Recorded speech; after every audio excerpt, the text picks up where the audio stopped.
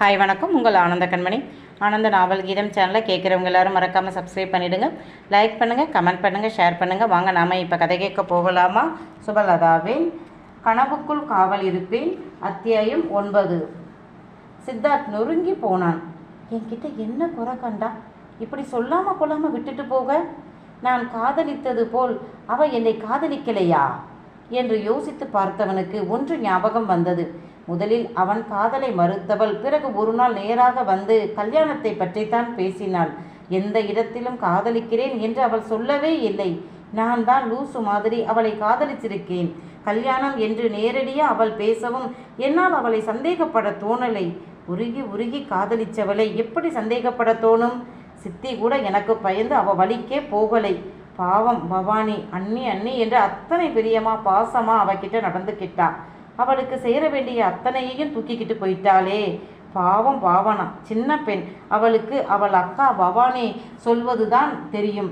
2 பெண் பிள்ளைகளும் அவள் சொன்ன எல்லாத்தையும் செய்வார்கள். அவனும் அதை பெரிதாக நினைக்கலை. நாளைக்கு அவர்கள் திருமணமாகி வேற வீட்டுக்கு போன பிறகும் இங்கே வந்து போக இருக்கும்போது அவர்களுக்கு நல்லது கெட்டது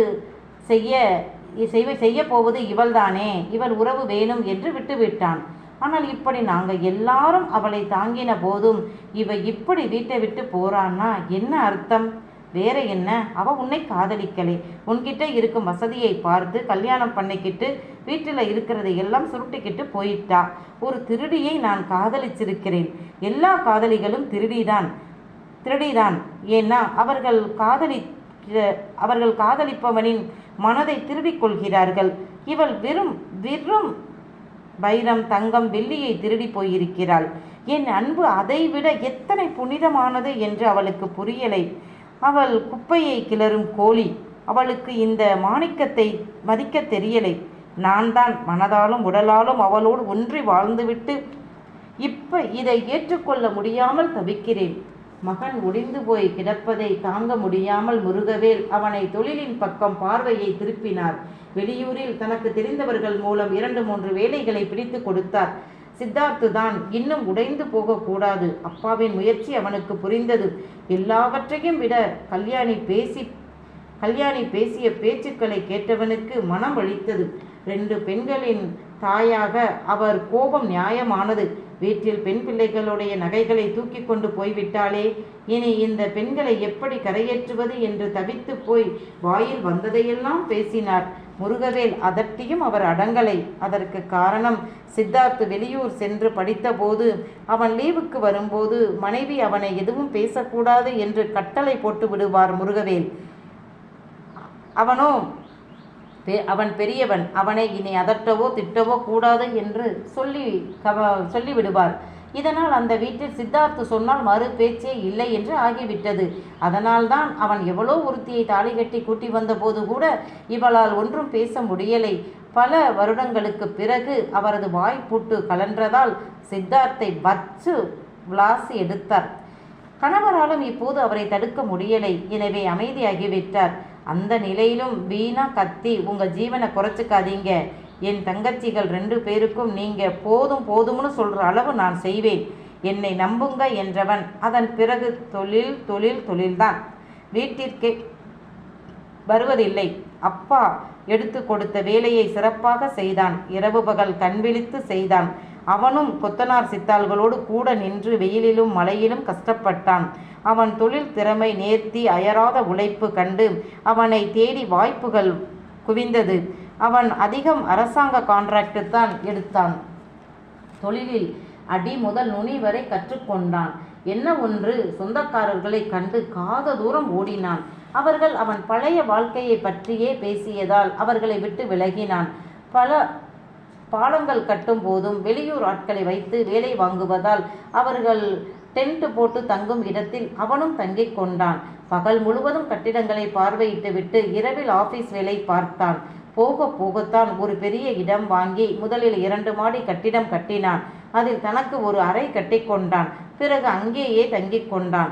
ஒரு நாளில் ஒரு முறை மதியம் சாப்பாட்டுடன் அப்பா தம்பி அவன் எங்கே இருந்தாலும் வந்து பார்த்துவிட்டு போவார்கள்.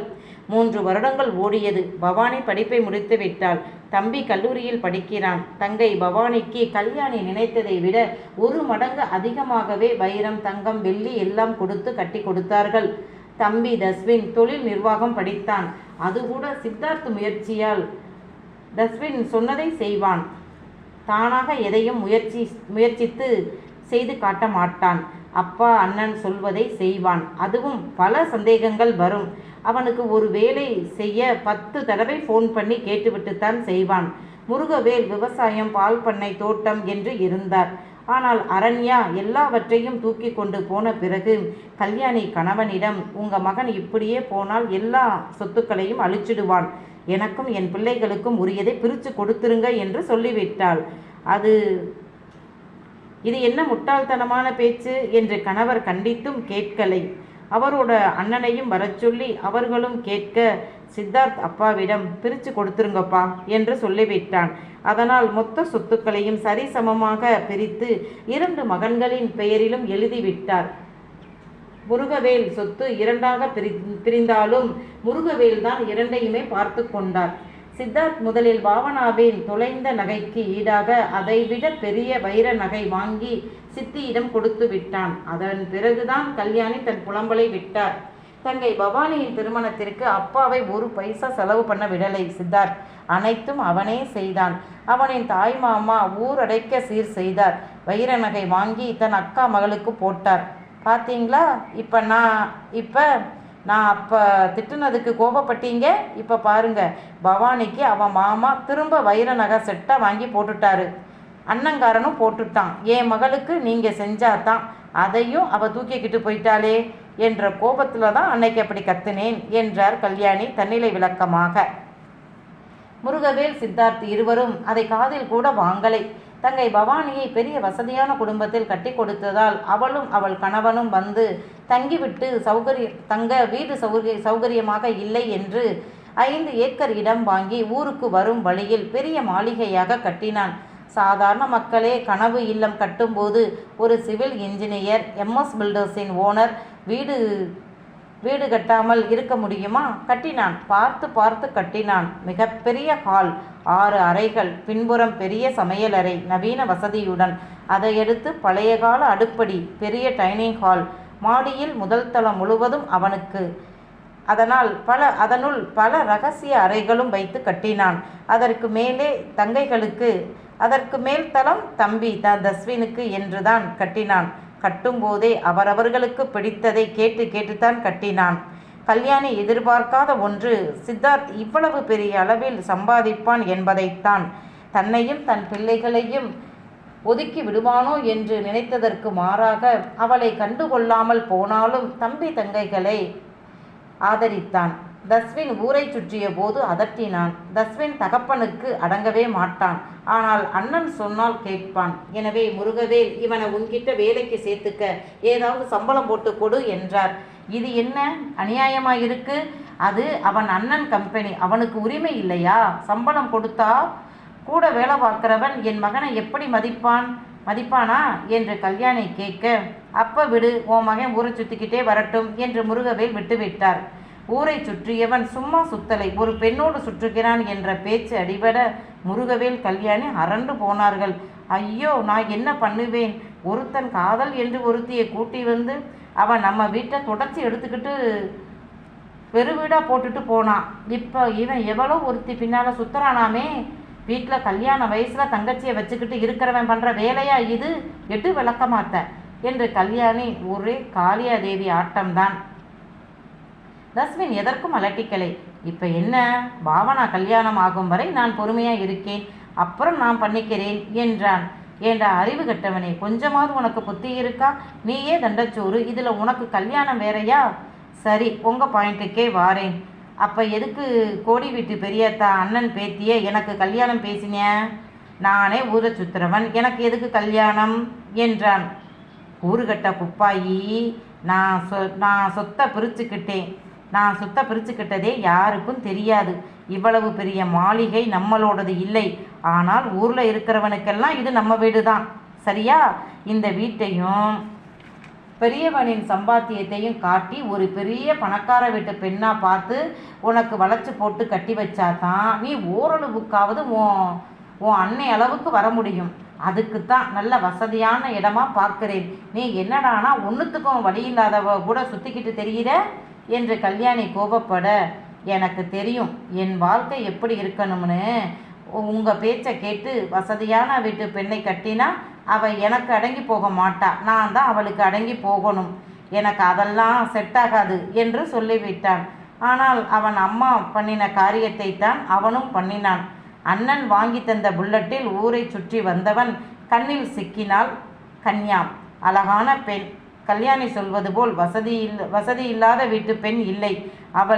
அவங்க சொந்தத்திலேயே சொந்த வீடு நிலபுலன் என்று இருக்கிறது இவ வீட்டில்தான். ஓரளவு வசதியான குடும்பம்தான். தஸ்வின் கல்லூரியில் படிக்கும்போது ஜூனியர். பேசி பழகி காதலித்தார்கள். அவன் வீட்டை பார்த்து அவள் மயங்கி போவாள். அவ்வளவு பெரிய மாளிகைக்கா நான் மருமகளாக போறேன் என்று பூரித்து போவாள். அவன் பெரிய பணக்கார வீட்டு பையன் என்று தெரிந்தாலும் முதலில் அவள் தயங்கத்தான் செய்தாள். காரணம், காதல் என்றால் அவள் வீட்டில் எதிர்ப்பு வரும் என்று தயங்கினாள். இவன்தான் அதையும் இதையும் சொல்லி அவளை சேர்த்து கொண்டு ஊரை சுற்றினான். தஸ்வின் வசதிக்கே அவள் குறைவுதான். ஆனால் அவள் சித்தார்த்தின் சொத்தை கணக்கு போட்டாள். இது தெரியாத முட்டாள் தஸ்வின் அவள் ரொம்ப நல்லவள் என்று நம்பினான்.